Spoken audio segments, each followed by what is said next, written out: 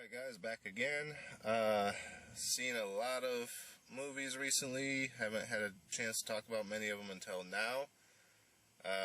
But the first one I saw most recently was Beautiful Creatures. Finally got around to seeing it. The theater I work at doesn't have much worth watching right now. A few things did just open up, but right now it's kind of just crap. So I decided I'd get around to seeing Beautiful Creatures before it got moved out of our theater, and I have no idea what the hell I watched. The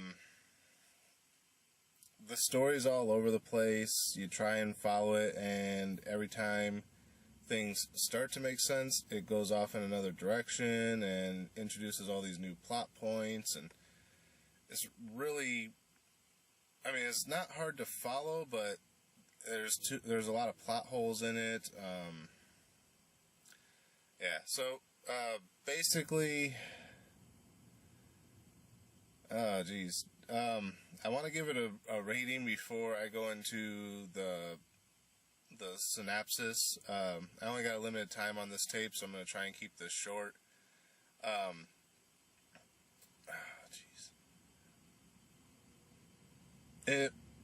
I probably wouldn't recommend it unless you're into the books, but I haven't read the books, so actually from what people have told me,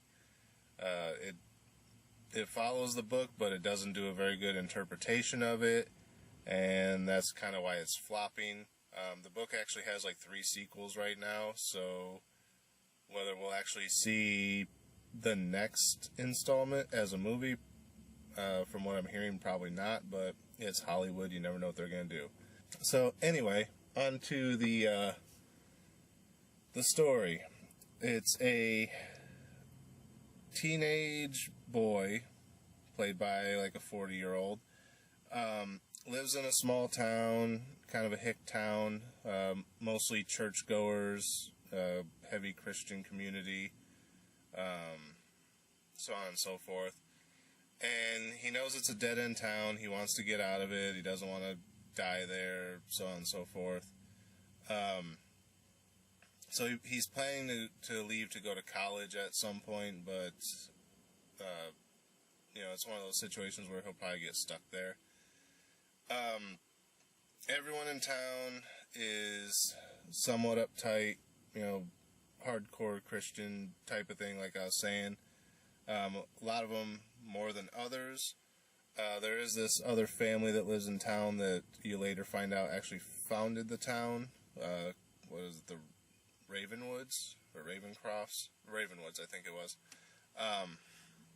Their family actually founded the town, but everyone in the town is convinced that they're devil worshippers or something along those lines. So the Ravenwood estate is like the haunted house on the hill type of thing, where people haven't seen him out of his house in like years or whatever. No one goes up there, whatever. So one day there's a new girl in school. Turns out it's Mr. Ravenwood's niece. She has a different last name. I don't remember what it is. Starts with a D something. So, of course, all the Christian people at the school don't like her because they think she's a devil worshiper, and they're giving her a bunch of shit. And the boy stuck in the small town, of course, who wants to be different, tries to befriend her. She's kind of a bitch to him, but in a way it kind of makes sense why she's being a bitch, because at first she thinks he's just trying to be different, which he is. Plus she has the family secret that she is actually a witch, and she doesn't want to get too close to him and have him get involved in everything. So she's trying to distance herself, but she falls for him anyway. And then it goes into that when she turns 16 years old, the true nature of her powers will consume her, whether if she has a dark personality, then she's going to go to the dark side, and then her soul will basically be lost because she'll be consumed by the darkness. Or if she has a good-natured personality, she'll go to the light side. So that's basically what it is the guys in her family are able to choose whether they want to be dark or light. The women aren't able to choose. It goes off their base nature. So her uncle, who was with the dark side, has converted to the light side in order to try and keep her to the light side and not push her towards the dark side. So there's a few other members of her family that are doing the same thing. But then it says that she doesn't really have a choice in it, and that all the women in her family are cursed to go to the dark side because of something that happened in the past that formed a curse. But then there's two members of her family who are female. One's one of her aunts and her grandmother, who are both on the light side, while her other cousin and her mother are actually on the dark side. And those are the two that are trying to push her towards the dark side, while the rest of her family is trying to keep her towards the light.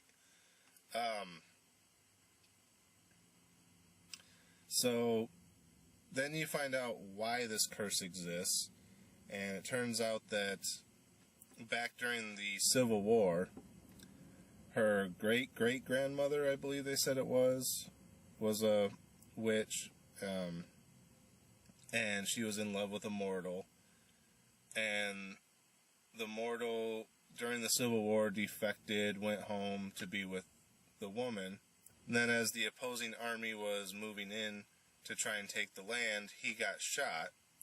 And the great-great-grandmother used a forbidden spell to bring him back to life. But then the cost of using the spell was that she lost her soul and became pure darkness. And in turn, as soon as he was back alive and, spoke to her, she turned around and snapped his neck and killed him. So the whole thing was kind of pointless. But then, it's getting really convoluted as to, all the women are cursed, but they're not. This is why they're cursed. It's just going everywhere. And she's trying to distance herself from the boy at one point because she's afraid that if she goes to the darkness that she'll end up hurting him because you essentially lose your soul. So then he's trying to help her find a way to break the curse, which they do eventually find that since the curse was born from bringing a loved one back to life, in order to break the curse, a loved one had to die. So, of course, she started thinking that means he's eventually going to die, probably by her hand or whatever. So then she wipes out his memories, saying that there's different ways that someone can be dead to you, and she's trying to cheat it. So then for, the last part of the movie, he doesn't even know who she is. Well, he knows who she is, but he doesn't remember any of the relationship. So, that's really not working. The loophole's not panning out. And the rest of her family that's on the dark side is trying to cause him to die anyway, because if he dies, then she'll go to the darkness, maybe use the same spell to try and bring him back to life, whatever. So her uncle catches on to this, and he casts a spell to where he looks like the boyfriend, and basically gets killed as a result. She thinks it's her boyfriend, that had gotten killed, so she's starting to move towards the darkness out of anger, and then the spell wears off, the uncle's there laying on the ground, and he says, he's dying, and he's like, the spell says, someone you love has to die, not the one you love. So then she's like, oh, I can't live without you, don't die, blah, blah, blah, blah, but he eventually dies, so the spell's broken. And she uses her newfound power to go against the two dark members of her family. And basically they one of them runs away. I think the other one actually gets killed. So then the boyfriend still doesn't remember her. So she's halfway between light and halfway between dark. This is illustrated by when they go dark, their eyes kind of get this fiery glow. And she only has that in one of her eyes, while the other one's normal, so she's half to the dark, half to the light. So she's struggling to maintain the balance. And the boy's finally, getting out of the town. And as he's passing the sign that says now leaving whatever city or town, whatever, he notices that the sign's burned, which comes from another point in the movie when they were making out and she made a bolt of lightning strike the sign for some reason and caught it on fire. So as he's passing this sign, he suddenly remembers everything. He stops the car, he jumps out and just screams her name, and somehow she hears this all the way across town at the library. It looks up at the camera, both of her eyes go to normal, which means that now that he remembers her and they're back in love or whatever, that she's going to the good side. But that's where the movie ends. Like I said, the book does have 3 sequels, Beautiful Creatures, Beautiful Darkness, Beautiful Chaos, and Beautiful Redemption.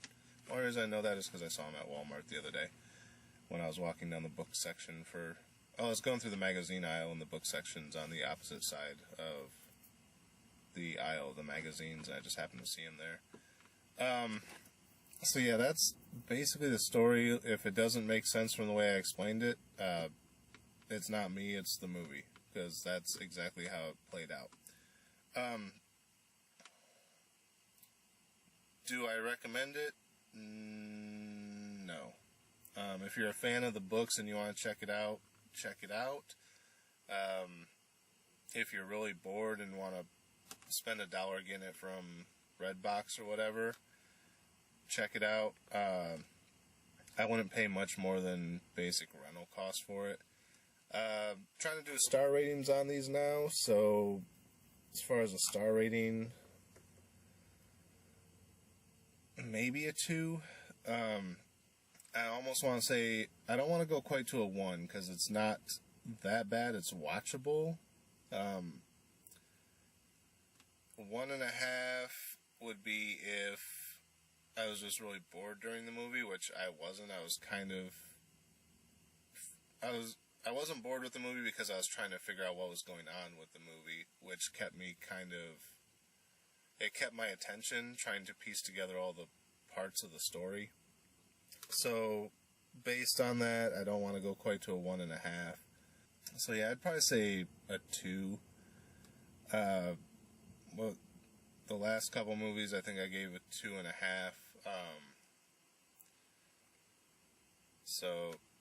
And I actually guess I kind of liked those and was able to follow those better than this one, so it loses half a point just for not really being able to be followed.